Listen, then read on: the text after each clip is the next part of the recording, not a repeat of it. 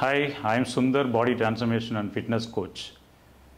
Recent timesல heart attack பற்றி ஒரு பெரிய கான்ட்ரவர்ஷியலான ஒரு விஷயங்கள் போயிட்டுருக்கு.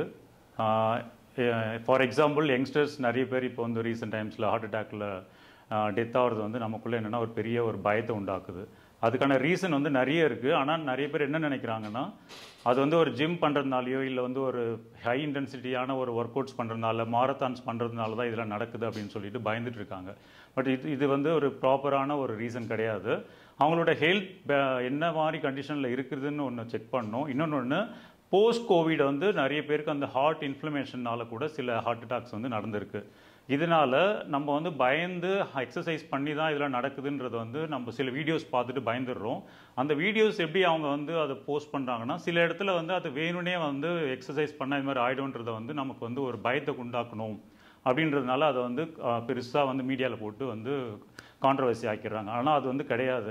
ஏன்னா கோவிட் டைமில் நமக்கு கொடுத்த இன்ஸ்ட்ரக்ஷன் என்னென்னா எல்லோரும் எக்ஸசைஸ் பண்ணுங்கள், நல்ல ஹெல்த்தி ஃபுட்ஸ் எடுத்துக்கங்க, அந்த மாதிரி ஒரு விஷயத்தை தான் நமக்கு எல்லாருக்கும் ஸ்ப்ரெட் பண்ணாங்க. ஆனால் அதே பீப்புள் என்ன சொல்கிறாங்கன்னா இப்போ வந்து எக்ஸசைஸ் பண்ணாதீங்க, ஹெவியாக பண்ணாதீங்க, அந்த மாதிரி ஒரு விஷயங்களை வந்து ஸ்ப்ரெட் பண்ணுறாங்க.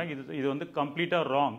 என்னென்னா நமக்கான பாடி கண்டிஷனுக்கு ஏற்ற மாதிரி நம்ம ப்ராப்பரான ஒரு ட்ரெயினர்கிட்ட ஒரு கைடன்ஸ் எடுத்துகிட்டு ரெகுலர் ஒர்க் அவுட்ஸ் பண்ணுறது ரொம்ப நல்லது. சேம் டைம் ப்ராப்பர் நியூட்ரிஷனும் நம்ம வந்து ஃபாலோ பண்ணணும்.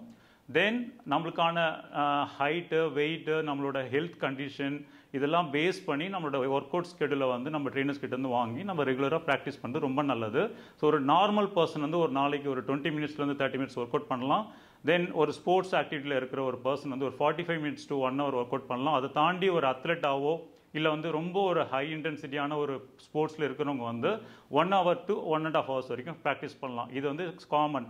இதனால் வந்து எக்ஸசைஸ் பண்ணால் இந்த மாதிரி ப்ராப்ளம் வரும் அப்படின்னு சொல்லி யாரும் பயப்பட வேணாம். எஸ்பெஷலி ஹார்ட் அட்டாக்ன்றது வந்து எல்லாருக்கும் நடக்கக்கூடிய ஒரு விஷயம்.